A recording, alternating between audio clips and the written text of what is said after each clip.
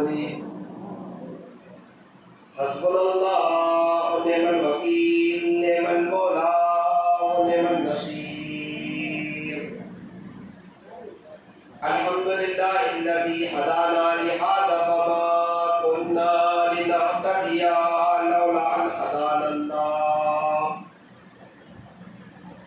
لقد جاءت رسل ربنا بالحق الصلاة والسلام وتحية والإكرام على نبينا المعين ورسولنا المسدد المصطفى الأمجد المحمود الأحمد حبيب إله العالمين أبي القاسم محمد اللهم صل على محمد وعلى محمد وعلى آل بيته الطيبين الطاهرين المعصومين ولعنة الدائمة على آبائهم ومعاندهم وظالمهم وغاصب حقوقهم ومنكري فضائلهم وشاكين فيهم أجمعين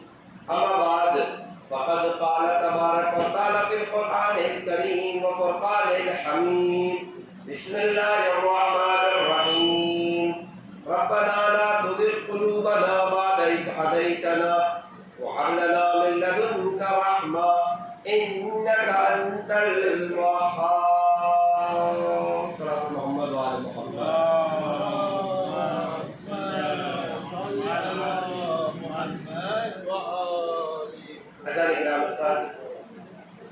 معزز و محترم سامعین کرام، سلسلہ مجالس کی 8ویں گفتگو جو کربلا اور آخرت بخیری کے عنوان سے آپ کی خدمت میں پیش کی جا رہی ہے، اور ان مجالس کے لیے ایک ایسی آیت کریمہ کو سرنامہ سخن قرار دیا گیا ہے جو دعائیہ کلمہ ہے، اور جس میں ہم اپنے پروردگار سے کہتے ہیں ربنا، اے ہمارے پالنے والے، اے ہمارے پروردگار، لا تزغ قلوبنا، ہمارے دلوں کو موڑ نہ دینا، بعد اذ ہدیتنا، جبکہ تو ہماری ہدایت کر چکا ہے، وہب لنا من لدنک رحمہ، اور اپنی طرف سے ہمارے لیے رحمت عطا فرما، انکا انت الوہاب، کہ بے شک تو بہت زیادہ بخشنے والا اور بہت زیادہ عطا کرنے والا ہے۔ یہ آیت کریمہ مستقل آپ کی خدمت میں پیش کی جا رہی ہے، اور وہی میں نے آپ کی خدمت میں عرض کیا کتنی ایسی شخصیتیں ہیں جو سابق میں صحیح العقیدہ تھے، ایمان اچھا تھا، لیکن کربلا آتے آتے نہ دین باقی رہا نہ ایمان باقی رہا، اور کتنے ایسے بھی کربلا میں دیکھنے کو ملے کہ جو سابق میں صحیح العقیدہ نہیں تھے، ایمان ان کے پاس نہیں تھا، لیکن کربلا میں چونکہ کچھ ایسے عوامل پر عمل کرتے تھے کہ جو آخرت بخیری کے ضامن ہیں، اس پر عمل کرنے کی بنا پر کربلا آتے آتے عقیدہ صحیح نہیں ہے، ایمان صحیح نہیں ہے، لیکن جب جان دی ہے تو رکاب امام میں جان دی۔ میں نے کہا اس نے زہر بن قیم کی مثال آپ کو جنہوں نے پیش کی، خود جناب حر کا تذکرہ جانے کے نام کہ نہ عقیدہ صحیح تھا نہ ایمان صحیح تھا، لیکن جب جان دی ہے تو رکاب امام میں جان دی۔ لہذا ایک اہم موضوع آخرت بخیر کا ہے، اور ہم نے کوشش یہ شروع کی تھی کہ وہ عوامل جس کے ذریعے سے انسان آخرت بخیر ہو سکتا ہے، اس میں نے کہا سب سے پہلا عامل ہے صداقت۔ اگر انسان کے ہاں صداقت آ جائے تو دنیا میں بھی کامیاب ہے اور آخرت میں بھی کامیاب ہے، اور کہا تھا صداقت کے 3 مرحلے ہیں۔ پہلا مرحلہ نیت کی صداقت، دوسرا مرحلہ زبان کی صداقت، اور تیسرا مرحلہ عمل کی صداقت ہے۔ اسی میں گفتگو چل رہی تھی کہ عمل کی صداقت کہتے کسے ہے؟ اگر انسان اپنے آپ کو مسلمان کہہ رہا ہے تو اس کا عمل بھی مسلمانوں والا ہونا چاہیے، اگر انسان اپنے آپ کو علی کا چاہنے والا کہہ رہا ہے تو اس کا عمل بھی علی کے چاہنے والے جیسا ہونا چاہیے۔ تیسرے مرحلے کی گفتگو ہے، اور بات یہاں تک پہنچی تھی کہ جتنا خوبصورت دین ہے اس کے احکام بھی اتنے خوبصورت ہیں۔ ایک تذکرہ پرسوں کی مجلس میں کیا تھا، اور ایک تذکرہ ائمہ کے اعمال، ان کی سیرت میں 8ویں امام کا تذکرہ کیا۔ اب دیکھیں آخری مجلس میں پرسوں کے دن کہا تھا کہ مسلمان اور مومن کی تعریف میں کیسی کیسی حدیثیں وارد ہوئی ہے۔ ایک مقام پر امیر بیان، امیر کائنات حضرت علی ابن ابی طالب علیہ الصلوۃ والسلام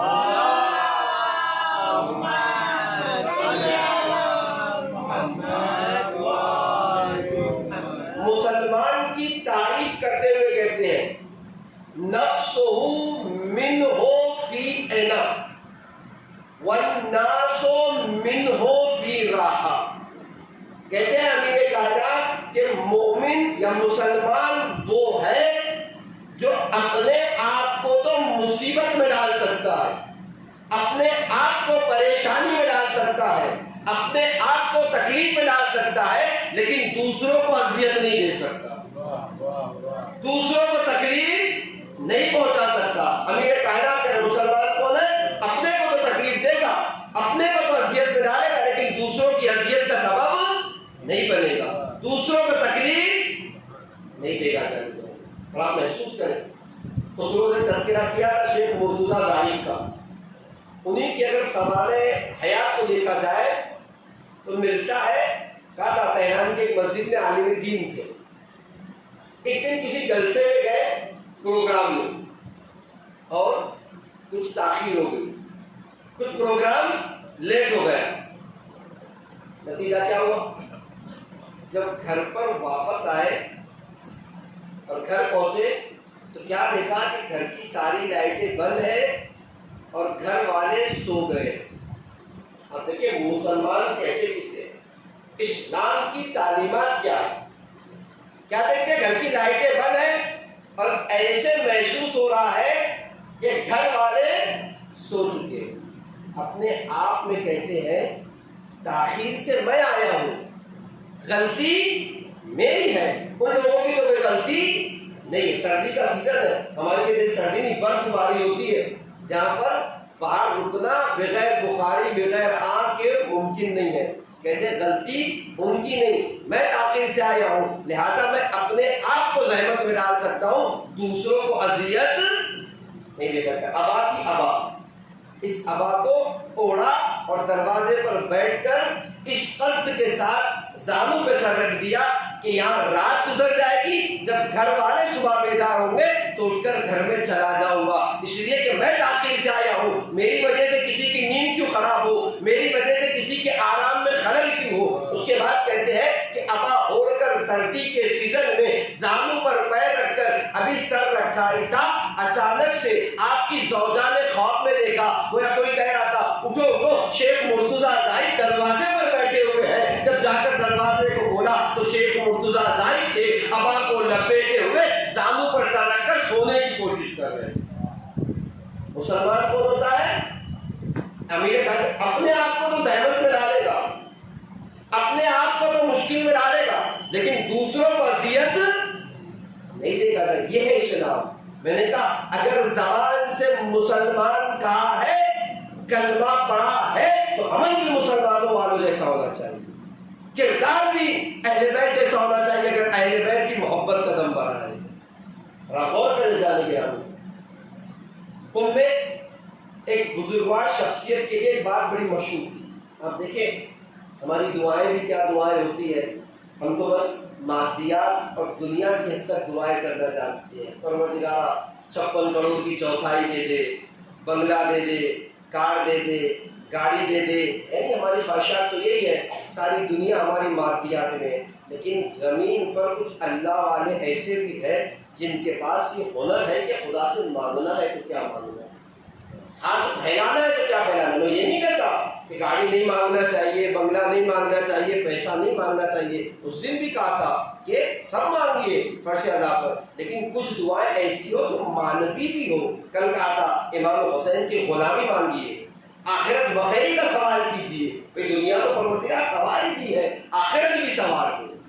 ان کے لیے مشہور تھا، وہ کہتے تھے اب دعا کا سلیقہ دیکھیں، وہ کہتے تھے کہ پروردگار عالم سے میں نے 3 دعائیں مانگی، 3 دعاؤں میں سے 2 دعائیں قبول ہو چکی ہے، اور میں کسی کو بتا بھی نہیں سکتا ہوں 2 دعائیں کیا ہے۔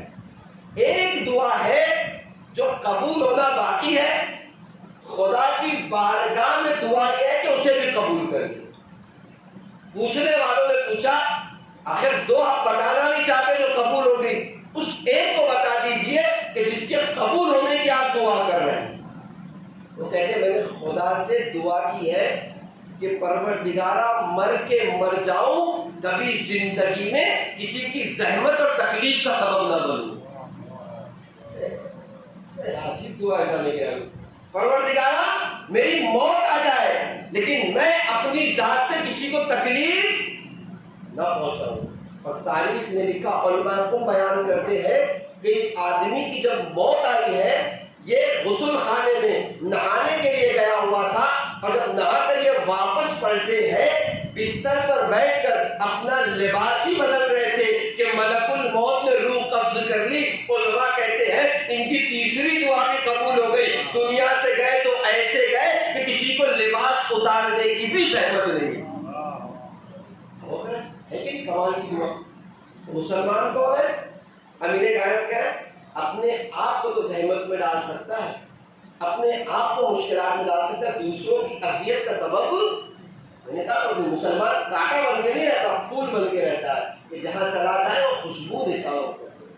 اور یقین مانیے یہ بات آپ کی خدمت میں یہاں تک پیش کی، بسا اوقات کچھ لوگ آ کر دین کے سامنے ایک طرف دین کو اپناتے ہیں، نماز روزہ عبادتیں مجلسیں شب داریاں، اور دوسری طرف ان کی فیملی اور ان کی یہ عبادتیں، ان کی یہ نمازیں، ان کی یہ دعائیں، بسا اوقات ان کی یہ مجلسیں، یہ شب داریاں گھر والوں کی زحمت اور اذیت کا سبب بن جاتی ہیں، اور وہ اس غلط فہمی میں ہے کہ یہ کام جو میں کر رہا ہوں بہت صحیح کر رہا ہوں، یہ کام جو ہے میرا بہت اچھا ہے، جبکہ اسلام نے کبھی بھی رہبانیت کو پسند نہیں کیا کہ آپ گھر والوں کو چھوڑ دو اور 24 گھنٹے مثلا مسجد میں بیٹھے رہو، 24 گھنٹے صحرا میں چلے جاؤ، نہ رزق حلال تلاش کرو، نہ بچوں کی روزی فراہم کرو، نہیں یہ بھی تمہاری ذمہ داری ہے۔ اسلام نے کبھی بھی اس بات کو بھی قبول نہیں کیا کہ انسان اتنی عبادتیں کرے، اتنی عبادتیں کرنے لگ جائے کہ سارے کام چھوڑ کر عبادتوں میں مشغول ہو۔ بول دیا اسلام نا، رزق حلال آپ سنتے ہیں نا، اگر کوئی روزی کے لیے نکلے اور شہید مر جائے تو شہید کی موت ہے، کیوں؟ اس لیے کہ روزی کمانا بھی، اور اسی لیے آپ دیکھیں میں ایک حدیث آپ کی خدمت پیش کروں، ہمارے آپ کے ساتھ امام احمد موسی کاظم علیہ السلام،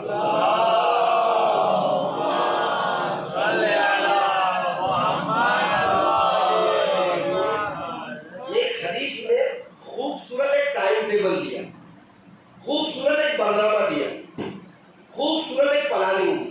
کہتے ہیں اپنے اوقات کو 4 حصوں میں تقسیم کرو، 24 گھنٹے کو 4 حصوں میں تقسیم کرو۔ پہلا حصہ خدا کی عبادت کے لیے، اس سے راز و نیاز کے لیے، اس سے مناجات اور دعا کے لیے، پہلا حصہ۔ دوسرا حصہ رزق حلال کی کمائی کے لیے، روزی حلال کی تلاش کے لیے۔ تیسرا حصہ رشتہ دار اور اپنے والوں سے ملاقات کے لیے، اور چوتھا حصہ جائز تفریح کے لیے۔ اور امام کہتے ہیں کہ چوتھے والے سے مدد لو تاکہ تینوں کام کو کر سکو، یعنی گھر والوں کے ساتھ گھومنے کے لیے جاؤ، پھرنے کے لیے جاؤ، تفریح کے لیے، جائز تفریح البتہ، حرام تفریح نہیں، جائز تفریح کے لیے جاؤ۔ مولا کہتے ہیں یہ تفریح والا عمل اتنا محکم ہے کہ اس ایک کے ذریعے سے وہ تینوں کام تم بآسانی کر سکتے ہو۔ جب پھرنے جاؤ گے، کھلی ہوا میں جاؤ گے، اچھے اچھے مقامات پر جاؤ گے، خدا کی جو ہے مخلوقات کو دیکھو گے، اس کے نظاروں کا مشاہدہ کرو گے، تو جو انرجی، جو طاقت تمہیں ملے گی اس سے تم عبادت بھی کر سکو گے، روزی بھی کما سکو گے، اپنے رشتہ داروں کا حق بھی ادا کر سکو گے۔ لہذا اپنے اوقات کو 4 حصوں میں تقسیم کرو۔ اور میں نے کہا اگر کوئی آ کر یہ کرے کہ پورا دن مثلا عبادت ہی کرے، وہ بھی غلط ہے۔ کوئی آ کر کہے کہ بس میں تو کماؤں گا، عبادت کی ضرورت نہیں ہے، وہ بھی غلط ہے۔ نہیں جانے گرامی، کبھی بھی انسان خدا کے نام سے، عبادت کے نام سے بھی دوسرے کو اذیت نہیں دے سکتا، دین اس بات کی بھی اجازت نہیں دے۔ آپ دیکھیں جناب سلمان فارسی مدائن کے حاکم بنائے گئے۔ جب آپ مدائن کے حاکم ہوئے نا، ایک دن آپ کو پتا چلا کہ زید بن سوحان، دو بھائی ہیں، ایک کا نام ہو سکتا ہے آپ نے سنا ہو اور ایک کا نام ابھی آپ سن رہے ہیں۔ ایک ہے زید بن سوحان اور ایک ہے ساسا بن سوحان۔ نہیں معلوم آپ نے کبھی نام سنا کہ نہیں سنا؟ یہ دو بھائی جمل میں، صفین میں امیر کائنات کے ساتھ تھے اور امیر کائنات کے رکاب میں شہید بھی ہوئے۔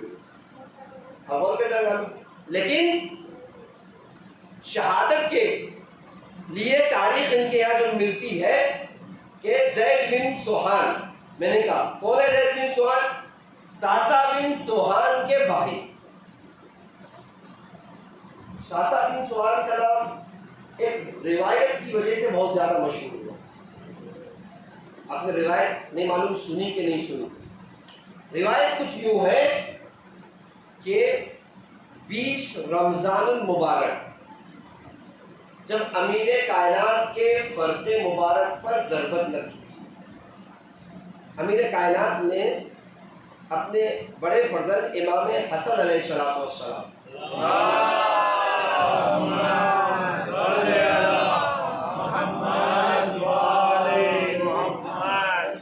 سے فرمایا، بیٹا حسن، میرے کچھ اصحاب گھر کے باہر کھڑے ہیں، اگر ممکن ہو تو انہیں اجازت دے دو کہ وہ آ کر مجھ سے آخری ملاقات کر لیں۔ تاریخ کہتی ہے امام حسن علیہ السلام گئے، اپنے بابا کے اصحاب کو بلا کر لے آئے تو امیر کائنات سب کی آنکھوں میں آنسو تھے اور سب لوگ رو رہے تھے۔ ایسی بات ہے، امیر کائنات علی جیسا مولا دنیا سے جا رہا ہے، اس سے بڑا غم اور بھی کیا ہو سکتا ہے؟ سب رو رہے تھے۔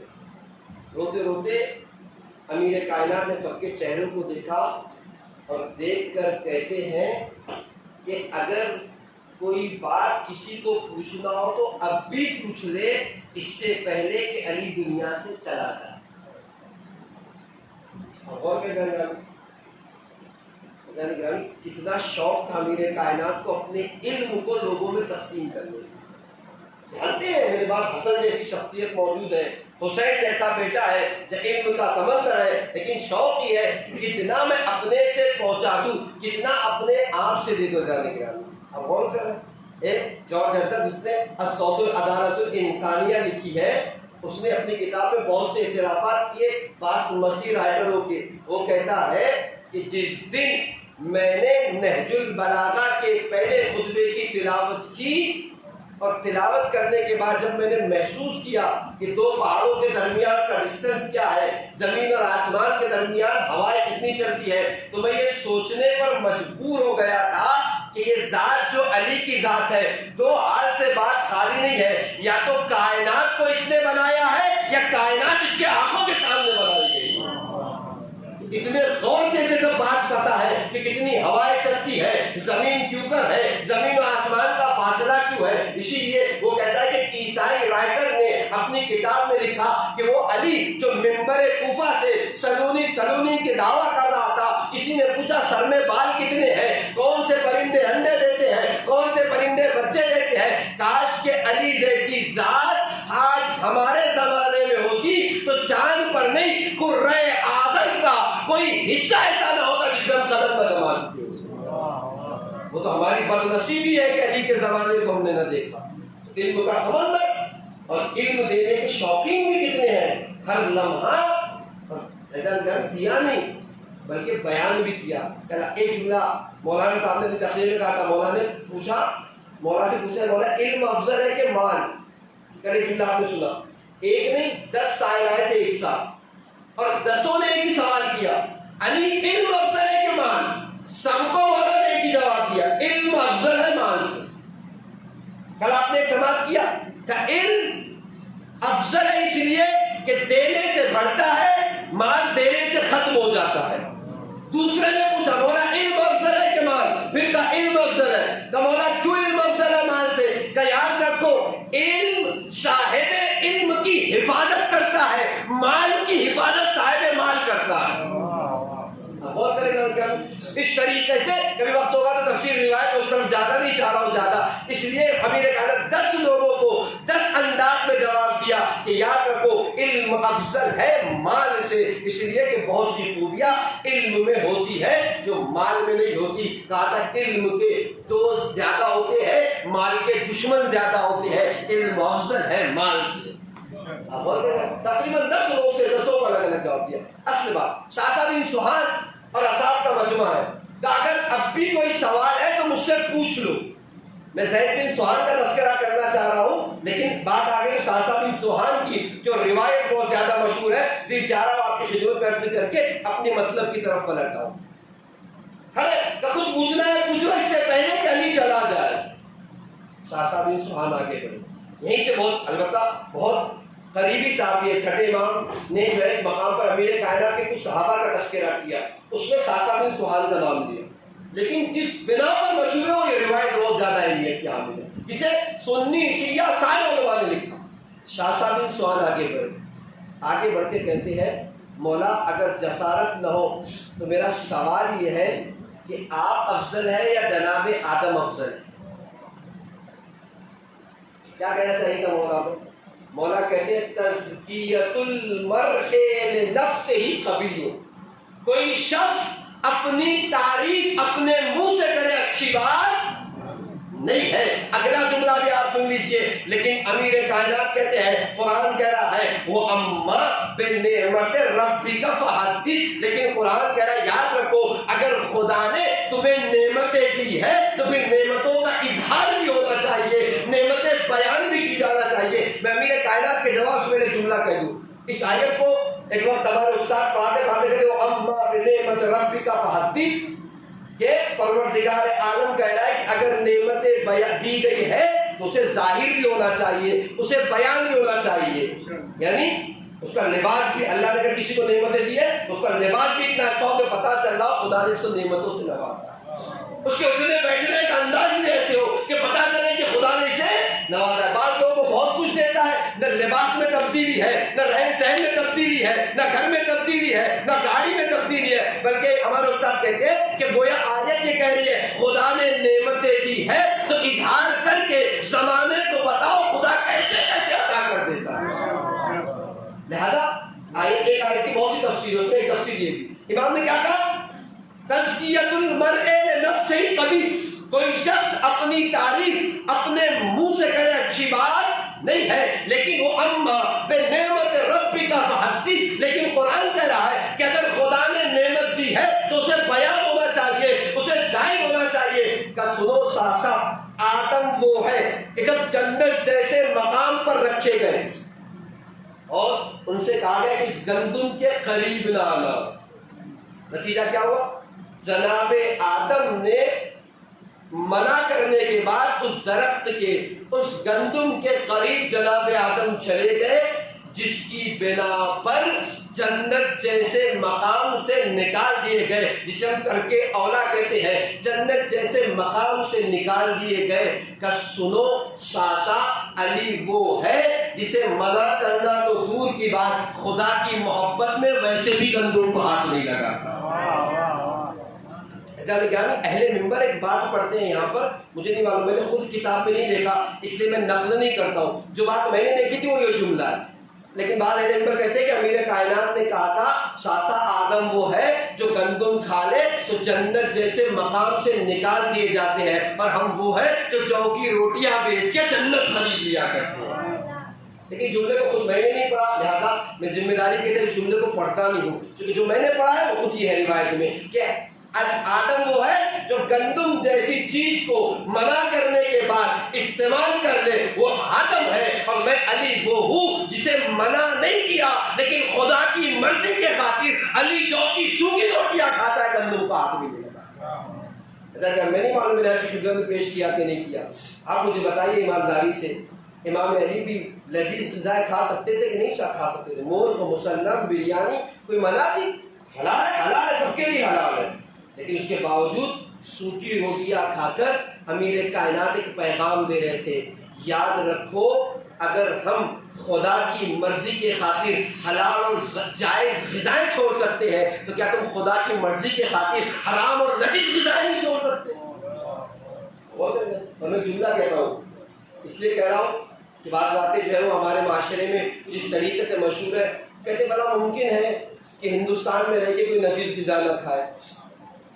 بالکل صحیح, مشکل تو بہت ہے, لیکن ایک بات یہ بھی سن لیجیے, روایت کہتی ہے افضل الاعمال احمدها, بہترین عمل وہ ہے جو سختیوں میں انجام دیا جائے. اب اور میں مثال تو آپ کی خدمت میں, عربین کا زمانہ, 2 قسم کے زائر کربلا مولا روزہ امام حسین پر پہنچ رہے ہیں. ایک وہ جو پیدل چل کر کربلا مولا پہنچ رہے ہیں, اور ایک وہ جو وسیلہ گاڑی کے ذریعے سے کسی اور چیز کے ذریعے سے کربلا مولا پہنچ رہے ہیں. آپ مجھے ایمانداری سے بتائیے دونوں کا ثواب برابر کا ہے یا دونوں کا ثواب الگ الگ ہے؟ دونوں کا ثواب الگ الگ ہے. زیادہ کس کا ہے, کم کس کا ہے؟ کہ جو گاڑی سے چل کے جا رہا ہے اس کی زحمتیں کم ہیں, لہذا اس کا ثواب بھی کم ہے. جو پیدل چل کے جا رہا ہے اس کی زحمتیں زیادہ ہے, اس کا ثواب بھی زیادہ ہے. تو روایت یہی تو کہہ رہی ہے افضل الاعمال احمدها.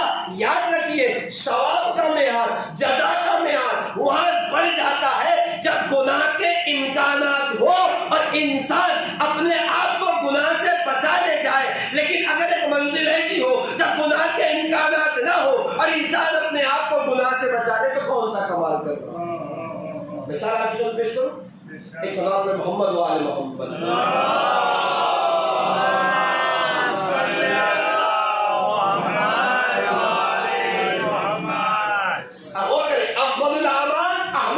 مثال محسوس کریں جب مورد گناہ ہو اور انسان اپنے آپ کو گناہ سے بچا لے کمال ہے. جب گناہ کا مقام ہی نہیں ہے اور کوئی گناہ سے بچائے تو کوئی کمال نہیں. ایک جوان ہو, اس کو آپ ایک بند کمرے میں بند کر دیں, کھڑکی دروازے سب بند, اور وہ 3 دن تک اس کمرے میں بند رہے. کسی نے امیر کائنات سے کہا تو مولا آپ کہتے ہیں کہ سب کا رزق خدا اس تک پہنچاتا ہے, اگر کسی کو ایک کمرے میں بند کر دیا جائے تو کیا تب بھی اس کا رزق اس تک پہنچے گا؟ مولا کہاں پہنچے گا؟ کہا کیسے پہنچے گا؟ امیر کائنات کہتے بتاؤ کہ وہ بند کمرے میں مرے گا کہ نہیں مرے گا؟ کہاں مرے گا, موت آئے گی کہ مرے گا. جس راستے سے موت کمرے میں داخل ہو سکتی اسی راستے سے رزق داخل ہو سکتا. امیر کائنات کی جملے. خیر مثال کے درمیان بات آگے تو پیش کر دیا. ایک کمرے میں بند کر, کھڑکی دروازے سب بند ہیں. 3 دن کے بعد وہ گھر سے باہر نکلے اور نکل کے گئے کہ 3 دن ہو گئے میں نے نامحرم پر نگاہ تک نہیں ڈالی. تو کون سا کمال کیا؟ گناہ کے امکانات نہیں تھے, گناہ کا مورد نہیں تھا. اگر گناہ نہیں کیا تو کون سا کمال ہے؟ لیکن ایک جوان ہے جو ہوٹل پہ کام کرتا ہے, ریلوے اسٹیشن پہ اس کی جاب ہے, ایروپلین کے لیے مثلا ہوائی جہاز کے لیے جو ہے وہ اس پہ کام کرتا ہے ہوائی اڈے پہ, جہاں پبلک پلیس ہے, جہاں مجمع زیادہ ہوتا ہے, جہاں بھیڑ ہوتی ہے. اگر وہاں ایک جوان جاب کر رہا ہو, کام کر رہا ہو اور آ کر کہے کہ 3 دن ہو گئے میں نے نامحرم کو نہیں دیکھا تو قابل تعریف ہے کہ گناہ کے امکانات تھے پھر بھی اپنے آپ کو گناہوں سے بچا لے گیا. تو یاد رکھیے عمل کا معیار وہاں بڑھ جاتا ہے جب امکانات گناہ ہو پھر بھی انسان اپنے آپ کو گناہ سے بچا لے. روایت پیش کی افضل الاعمال احمدها. اگر ایک انڈونیشیا میں بیٹھا ہوا, پاکستان میں بیٹھا ہوا, ایران میں بیٹھا ہوا, سعودی عربیہ میں بیٹھا ہوا, افغانستان میں بیٹھا ہوا یہ کہے کہ میں نے 60 سال ہو گئے نجس غذاؤں کو ہاتھ نہ لگایا تو کون سا کمال کیا؟ 99% دکانیں آپ کی اپنی تھی. لیکن اگر ایک انسان ہندوستان میں 60 سال کی زندگی گزار دے کہ 60 سال ہو گئے نجس غذاؤں کو ہاتھ نہیں لگایا, قابل تعریف ہے. گناہ کے امکانات تھے پھر بھی اپنے آپ کو گناہ سے بچا لے.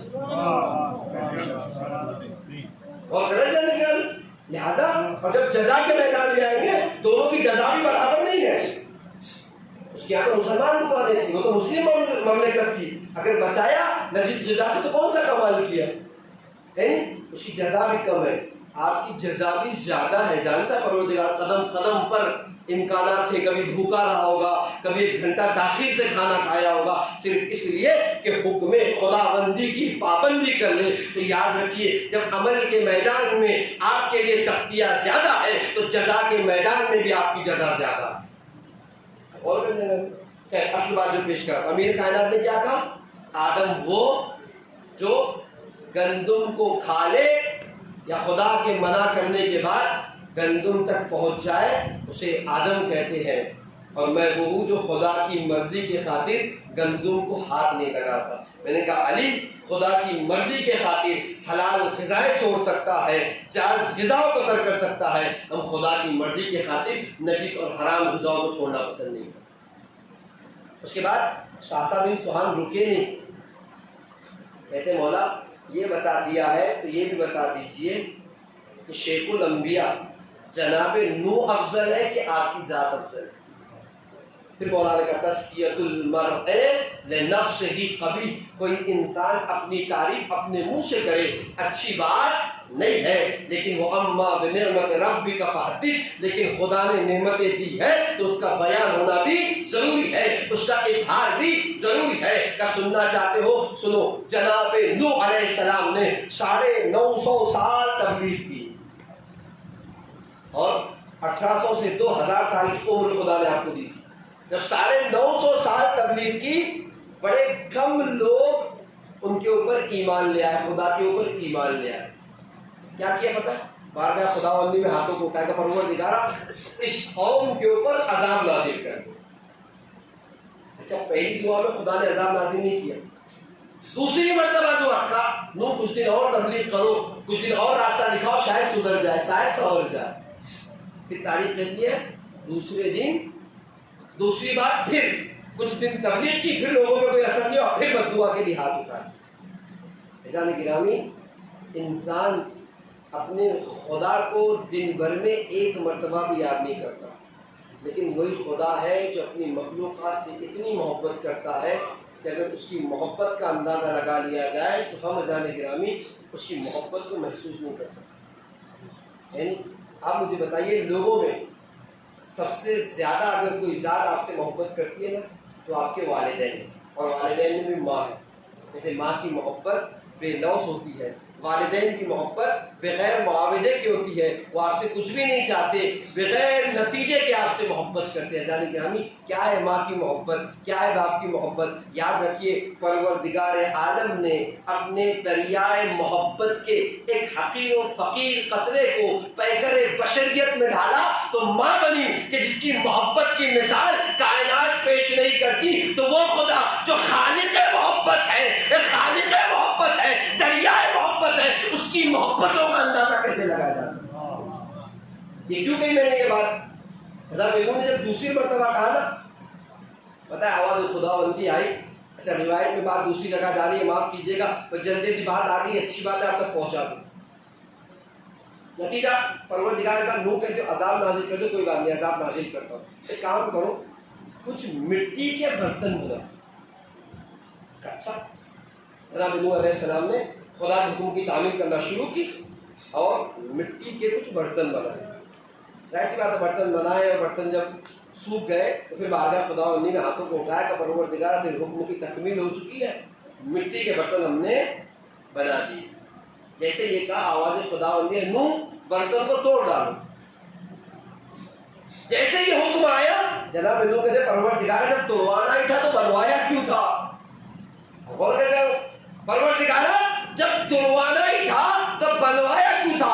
آواز خداوندی آئی نوح اتنے چھوٹے سے برتن اتنے کم وقت میں اتنی غیر خوبصورتی کے ساتھ بنائے ہو, اور بنانے کے بعد جب توڑنے کے لیے کہتا ہوں تو دل نہیں ہوتا, اس لیے کہ تم نے اسے اپنے ہاتھوں سے بنایا ہے. اے خدایا جب توڑوانا ہی تھا تو بنوایا کیوں تھا. اس مخلوق کو بڑی محنتوں کے ساتھ خوبصورتی کے ساتھ خلق کیا ہوں, اتنی آسانی سے کہتے ہو عذاب نازل کر دو.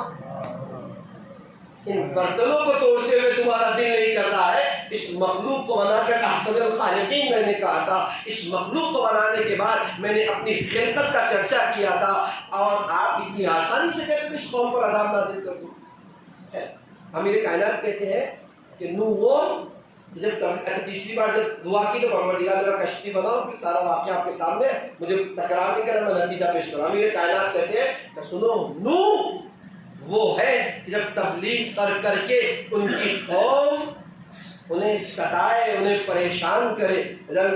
کہا جاتا ہے کہ اس کی قوم جو ہے ستاتی بھی تھی، خود قرآن نے ایک مقام میں تذکرہ کیا ہے، وہاں پر آپ کبھی دیکھیے گا، میں ایک بات آپ کو پیش کروں، وہاں پر ایک استغفر اللہ ربی واتوب الیہ، اس کلمے کی یہ تاثیر بتائی گئی ہے کہ 5 چیزیں پروردگار عالم نے اس قوم کو عطا کی، اس میں رزق بھی ہے، اولاد بھی ہے، اور اس قسم کی کئی نعمتیں۔ اس کلمے کی بھی بڑی تاثیر ہے، انسان اپنی زندگی میں سے تکرار کرتا ہے استغفر اللہ ربی واتوب الیہ۔ خیر کہنے کی بات میرا اس وقت موضوع نہیں، میں اس طرف زیادہ جاننے کی کوشش نہیں کر رہا ہوں۔ آپ دیکھیں جناب نوح نے جب دعا کی کہ پروردگارا اب یہ قوم سننے والی نہیں ہے، اس قوم کے اوپر عذاب نازل کر دے، تو ایک مرتبہ امیر کائنات کہتے ہیں ساسا سنو، نوح وہ ہے جو اپنی قوم سے بیزار آ کر عذاب کے لیے بد دعا کر دے، اور علی وہ ہے کہ جس پر بعد رسول ہر قسم کی مصیبت ڈالی جائے، علی نے بد دعا کے لیے ہاتھ لاؤ۔ شخصیہ میں امیر کائنات نے کہا میرے صبر کا عالم یہ تھا کہ میرے آنکھوں میں کانٹا تھا اور میرے حلق میں ہڈی تھی، لیکن علی صبر کرتا۔ غور کر، کنو وہ ہے جو بددعا کے لیے ہاتھوں کو اٹھا دے، علی وہ ہے جو قوم کی ہر مصیبت کو سہے بددعا کے لیے ہاتھ لاؤ۔ ساسا کہتے مولا آپ افضل ہے یا جناب ابراہیم؟ غور کر، پھر مولا نے کہا کہ ساسا کیا کیا پوچھو گے اور کیسا کیسا پوچھو گے؟ کہا لیکن نعمتوں کا ذکر ہے لہذا بیان کرتا جاؤ۔ کہ قرآن اٹھا کر پڑھو۔ ساسا جناب ابراہیم نے کہا تھا اے پروردگارا رب ارنی کیف احیی الموتى، اے پروردگارا مجھے بتا دے کہ تو مردوں کو کیسے زندہ کرتا ہے۔ جناب ابراہیم نے کہا تو مردوں کو کیسے زندہ کرتا ہے بتا دے۔ آواز خداوند نے کہا اولم تؤمن، کیا تمہیں ایمان نہیں ہے، کیا تمہیں عقیدہ نہیں ہے کہ میں مردوں کو زندہ کرتا ہوں؟ قالا بلا، کہ پروردگار ایمان تو ہے، لیطمئن قلبی، تاکہ میرے دل کو اطمینان حاصل ہو جائے۔ کہ ساسا سنو، ابراہیم وہ ہے جو اطمینان قلبی کے لیے مردوں کو زندہ ہوتا دیکھنا چاہتے ہیں۔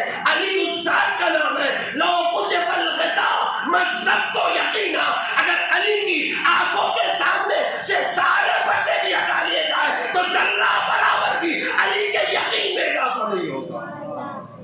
یعنی علی یقین کی اس منزل پر ہے، اطمینان قلبی کا وہ عالم ہے، سارے پردے ہٹا دیے جائے علی کی آنکھوں کے سامنے سے، تب بھی علی کہ یقین میں ذرہ برابر اضافہ نہیں ہوگا۔ ساسا کہتے ہیں مولا اجازت دے تو یہ بھی پوچھ لوں، موسیٰ افضل ہے کہ آپ کی ذات افضل ہے؟ مولا نے کہا سنو، جب پروردگار عالم نے جناب موسیٰ سے کہا تھا موسیٰ جاؤ فرعون کے دربار میں جا کر تبلیغ کرو مصر کی طرف، تو جناب موسیٰ نے کہا تھا پروردگارہ میں نے ان کے قوم کے فرد کو مار ڈالا ہے، ممکن ہے وہ میری بات نہیں سنیں گے۔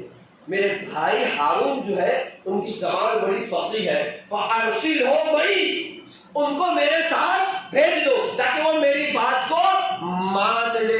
آپ غور کر جانے گرامی کہ موسیٰ وہ ہے جب تبلیغ کے لیے گئے تو اکیلے نہیں گئے، اپنے ساتھ اپنے بھائی ہارون کو لے کر گئے، لیکن جب سورہ برات سورہ توبہ کی ابتدائی آیتوں کو پہنچانے کا موقع آیا کفار مکہ کے درمیان پہ، رسول نے کسی کو بھیجا، ملک کا نزول ہوا، رسول کوئی بھی نہیں پہنچا سکتا، بڑا سخت مرحلہ ہے، بڑی سخت آیتیں ہیں، کفار برداشت نہیں کر پائیں گے، یا آپ جائیے گا یا کوئی ایسا جائے جو آپ جیسا ہو۔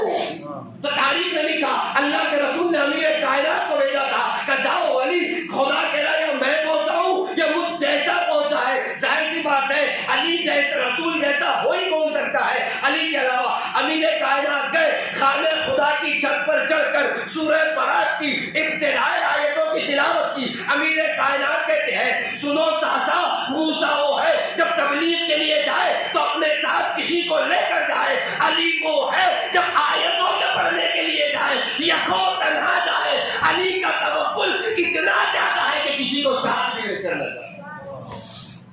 کے بعد ساسا خاموش نہیں ہوئے، کہتے مولا آخری منزل ہے، یہ بھی بتا دیجئے کہ عیسیٰ افضل ہے یا آپ کی ذات افضل ہے؟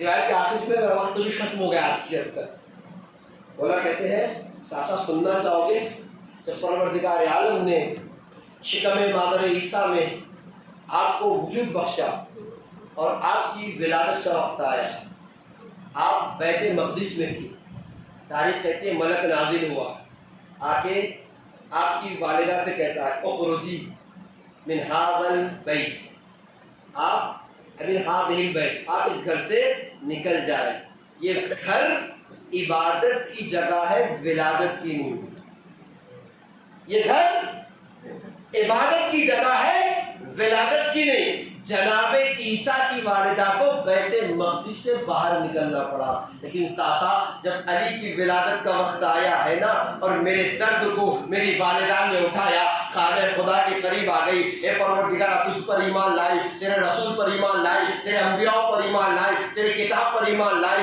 اے تجھے اس بیت کا واسطہ، معمار بیت جناب ابراہیم و اسماعیل کا واسطہ ایک جملہ اور کہا تھا جنابی، میرے شکم میں جو بچہ ہے اس بچے کا واسطہ، میں جملے کو پڑھنے سے پہلے اس جملے پر رک کر ایک جملہ کہہ دوں، کیا میرے پروردگارا میرے شکم میں جو بچہ ہے اس بچے کا واسطہ، گویا فاطمہ بنت اسد بتا رہی تھی علی دنیا میں آنے کے بعد مشکل کشا نہیں، دنیا میں آنے سے پہلے مشکل کشا ہے۔ اور جیسے یہ دعا کی خانہ کعبہ کی دیوار شق ہو گئی، میری والدہ داخل ہوئی ہے، 3 دن تک خدا کی مہمان رہی، کہ سنو ساسا عیسیٰ وہ ہے جن کی ولادت کے وقت ان کی والدہ کو ان کے خدا کے گھر سے نکال دیا جاتا ہے، علی وہ ہے جس کی ولادت کے وقت خانہ خدا میں جگہ دے دی جاتی ہے۔ اب آخر میں کہتے ہیں مولا سب کچھ تو بتا دیا، یہ بھی بتا دیجئے کہ آپ افضل ہے کہ حضرت محمد مصطفیٰ صلی اللہ علیہ وسلم۔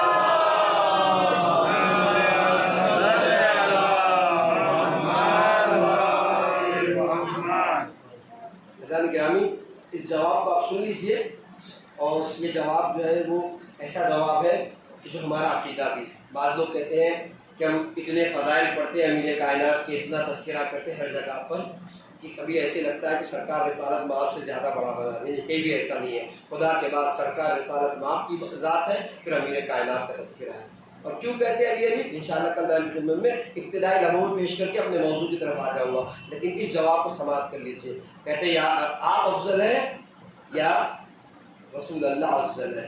اور امیر کائنات نے کہا انا عبد من عبید محمد صلی اللہ علیہ وسلم۔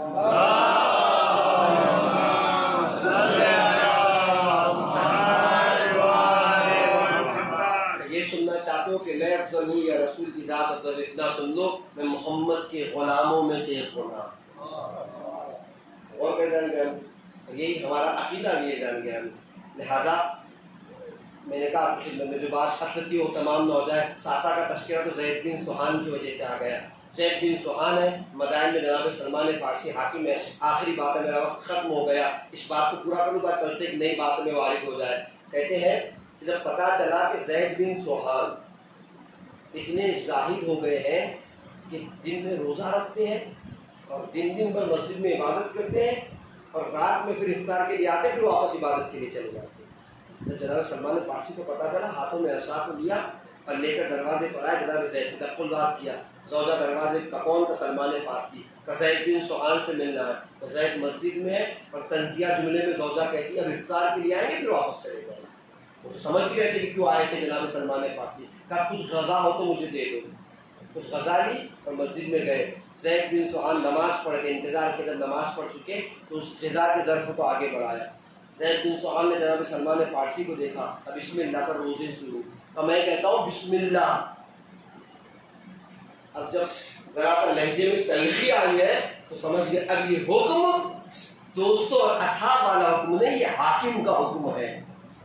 مجبوراً جناب زید بن سہان نے لقمے اٹھائے، روزے کو افطار کیا، اور افطار جب کر چکے تو کہتے سلمان خیریت تو ہے، جان کہ ہم کیوں نہ مانتے جاتے رہے سلمان و منا اہل البیت، سلمان قوم اہل بیت کے حکم کے برابر ہے، کہ سلمان خیریت تو ہے، کہ یاد رکھو زید بن سوحان تم سے زیادہ زاہد اللہ کے رسول تھے، تم سے زیادہ عبادتیں اللہ کے رسول کرتے تھے، لیکن جا کر رسول کی زندگی کو دیکھنا، کیا کبھی ایسا بھی آیا ہے کہ گھر والوں کے حق کو چھوڑ کر اللہ کے رسول نے عبادتیں کی ہو؟ لہذا گھر والوں کے حق کو پہلے پہنچاؤ، اس کے ساتھ عبادتیں کرو۔ میں نے کہا بعض اوقات ہم عبادتوں کی منزل میں آتے ہیں تو یہ سمجھتے ہیں مسجد میں بیٹھ جانا عبادت ہے، رات رات بھر شب بداریاں کرنا عبادت ہے، لیکن اگر دوسروں کی زحمت اور اذیت کا سبب ہے، کسی کا حق ضائع ہو رہا ہے، تو اسلام کا پہلا حکم یہ ہے کہ اس کے حق کو پورا کرو، بعد میں عبادت کرو۔ اسلام ایسی عبادت کو بھی، رہبانیت کو اسلام نے کبھی قبول نہیں کیا کہ آپ عبادت ہی کر رہے ہیں۔ لہذا جان گرامی امیر کائنات نے کیا کہا؟ نفسہ منہ فی عناء، مسلمان وہ ہے جو اپنے آپ کو مصیبتوں میں ڈال سکتا ہے، والناس منہ فی الراحہ، لیکن لوگ اس کے ذریعے سے راحت اور سکون ہی پاتے ہیں۔ اپنے کو تو مصیبت میں ڈال سکتا ہے، اپنے کو تو تکلیف میں ڈال سکتا ہے، دوسروں کو اذیت میں تکلیف میں نہیں ڈال سکتا۔ اب غور کریں، یہ جان گرامی پیغام ہے اہل بیت کا بھی اور کربلا والوں کا بھی۔ ساری مصیبتیں اس لیے برداشت کر دی کہ امت مسلمہ سکون کی سانس لے۔ یہ جو مظالم سہے تھے، ان مظالم میں یہی تو تھا کہ امت مسلمہ جو اس طریقے سے کہیں نہ کہیں ظلم کا شکار ہے، جہاں کئی اسباب ہے، کئی وجوہات ہے، جہاں ان میں سے یہ بھی تھا کہ امت مسلمہ کو سکون مل جائے۔ حضرت گرامی کیسی کیسی مصیبتیں اہل بیت نے برداشت۔ شام کا تذکرہ آپ کی خدمت میں کر رہا تھا، بازار شام کو آپ نے سماعت کیا، دربار شام کے تذکرے آپ نے سنے، زندان شام کی اس سخت منزل کو بھی آپ سماعت کر لیں، گفتگو تمام ہو جائے گی۔ تاریخ نے کیا لکھا؟ تاریخ نے لکھا کہ زندان شام کے سناٹے میں جب شام کا وقت ہوتا تھا نا، تو شہزادیوں کے ساتھ ننھے ننھے بچے دروازے زندان شام پر آ جاتے ہیں۔ دو منظروں کو روایت نے پیش کیا۔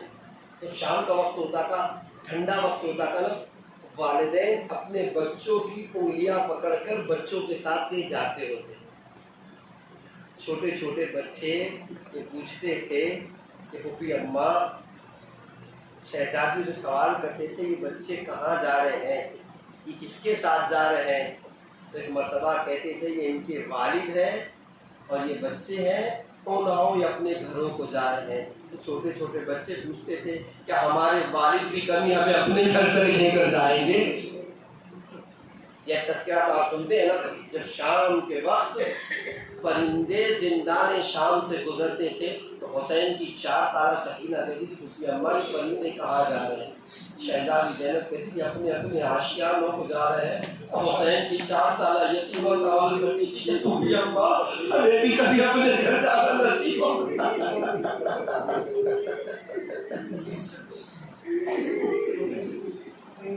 اجرکم اللہ، چھوٹے چھوٹے بچے ہیں آپ کے، اللہ آپ کے بچوں کو سلامت رکھے، اماؤں کی گودوں کو آباد رکھے۔ تاریخ نے لکھا یہی زندان شام ہے۔ زندان شام میں ایک مرحلہ وہ آیا، حسین کی 4 سالہ سکینہ کو ذرا کچھ آنکھ لگی، جیسے ہی آنکھ سے بیدار ہوئی تو رو کے کہتے پھوپھی اماں ابھی تو میرے بابا میرے پاس آئے تھے، مجھے کہہ رہے تھے آؤ بیٹی سکینہ میرے آغوش میں آ جاؤ۔ اے پھوپھی اماں سمجھ گئی سکینہ نے اپنے بابا کو خواب میں دیکھا ہے، سکینہ روتی جاتی تھی، بیویوں میں دوران برپا ہو گیا۔ اجرکم اللہ، 1-2 باتیں اور باقی رہ گئی ہے، مصائب دل کھول کے آپ آنسو بہالے، خدا ان آنسوؤں کو رومال شہزادی میں جگہ عطا کرے، ان آوازوں پر رحمت نازل کرے۔ ایک مرتبہ رونے کی آواز کچھ اتنی بڑی کہ دربار یزید تک پہنچ گئی۔ ملعون کہتا ہے یہ رونے کی آواز کیوں ہے؟ دربار زندان کا ذمہ دار کہتا ہے حسین کی 4 سالہ سکینہ نے خواب میں اپنے بابا کو دیکھا ہے، بابا کو یاد کر کے رو رہی ہے۔ ارے بجائے اس کے کہ تسلیاں دی جاتی، ملعون کہتے جاؤ اس کے بابا کا سر اس کے حوالے کر دو۔ اجرکم اللہ، تاریخ نے لکھا حسین کا کٹا ہوا سر زندان شام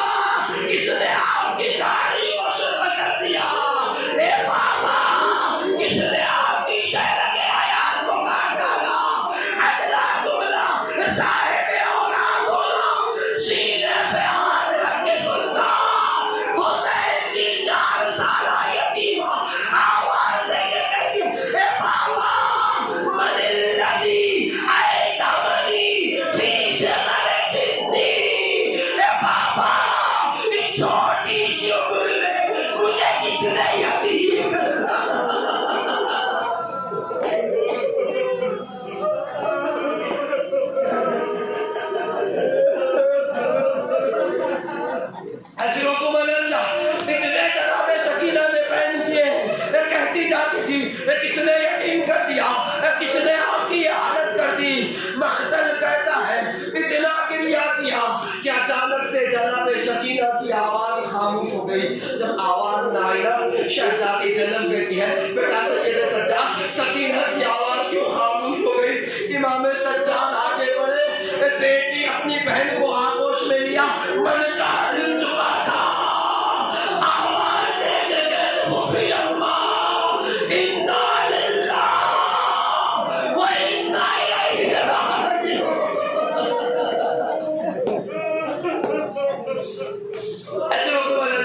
ایک دو جملوں کی زحمت ہے، دو تین راتیں اور ہیں، 40 ختم ہو جائے گا، محرم آپ کے درمیان سے چلا جائے گا۔ تاریخ نے لکھا، مجھے نہیں معلوم، حسین کی یتیمہ، حسین کی امانت دنیا میں نہ رہی۔ یقین کو پتا چلا، غسالہ بھیج دی گئی۔ اب جب غسالہ آئی ہے نا، ایک مرتبہ آ کے جیسے غسل دینے کے لیے آگے بڑھی، مختل کہتا ہے پیچھے ہٹ گئی، پیچھے ہٹ کے آگے کہتی ہے اے بیویوں اتنا تو بتاؤ اس بچی کو ایسا کیا ہو گیا تھا کہ اس کا بدن پورا لہو لہان ہے، اس کے خون سے، اس کے بدن سے اس کے کپڑے چپک گئے ہیں، اے کپڑے جدا کیے جدا نہیں ہوتے۔ اجرکم اللہ، علی کی بیٹی زینب آگے بڑھی، اے غسالہ اس یتیم بچی کو پشتے ناکا پر رسیوں سے باندھ دیا گیا تھا، ناکا لوگ ناکا سکینہ کی مجھ سے جلدی ہوگی گا۔ اجرکم اللہ، مسائل تمام ہو گئے۔ تاریخ میں لکھا، مجھے نہیں معلوم کیسے غسل دیا گیا، کیسے کفن پہنایا گیا۔ اسی زندان شام میں چھوٹی سی قبر تیار ہوئی، بیمار امام ہے، ہاتھوں میں ہتھکڑیاں ہیں، پیروں میں بیڑیاں ہیں، گلے میں خاردار طوق ہے، ہاتھوں کی ہتھکڑیوں کے ساتھ اپنی بہن کو قبر کے حوالے کر رہے ہیں۔ عجب نہ ہو آواز دے کے کہا ہوگا اے بہن سکینہ، بابا کے پاس جانا تو اپنے بھیا کی شکایت نہ کرنا، تم پوچھتے گانا بیٹی، ہاتھ بڑا بڑا کے کہتی تھی اے بھیا سجاد، میں اتنا مجبور تھا، ہاتھوں میں ہتھکڑیاں۔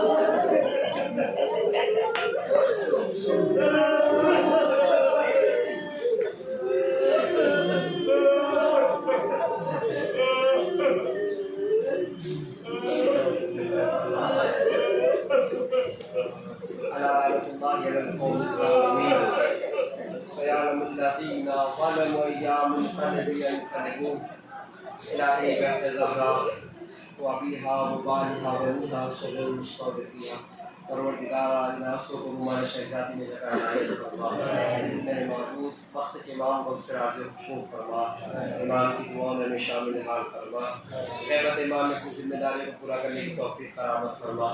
پروردگارا جو بچے اس مجلس میں موجود ہیں، جو سامعین اس مجلس میں موجود ہیں، ان بچوں کی سامعین کی اولاد کی حفاظت فرما۔ میرے معبود ہمارے سینوں کو علوم آل محمد سے معمول فرما، علم کو حاصل کر کے اس پہ عمل کرنے کی توفیق کرامت فرما، سچا مومن اور مسلمان بننے کی توفیق کرامت فرما۔ ان آنسوں کے بعد جو دعائیں دل میں لے کر آپ قبول و مستجاب فرما۔ سامعین جلسہ بانین جلسہ کی تمام دلی مرادوں کو پورا فرما، ان کی تمام مشکلات کو برطرف فرما۔ میرے معبود آنسوں کے بعد ممبر تک نظرات التماس دعا کے تمام دلی دعاؤں کو مستجاب فرما، ان کی تمام مشکلات کو برطرف فرما۔ وزائرین جو کربلا محلہ پہنچ چکے ہیں، پہنچنے والے سب کی جان مال عزت و ایمان کی حفاظت فرما۔ میرے معبود سے واسطہ محمد والے محمد کا پروردگارا زندگی میں زیارت امام حسین علیہ السلام اور آخرت میں شفاعت امام حسین علیہ السلام نصیب فرما۔ پھر محمود اہم ترین دعا ہے منتقم کن امام حسین یوسف زہرا امام زمانہ کو ظلم تعصیب فرما، امام کے مخلص غلاموں میں ہمارا شمار فرما۔ ربنا تقبل منا انک انت السمیع العلیم۔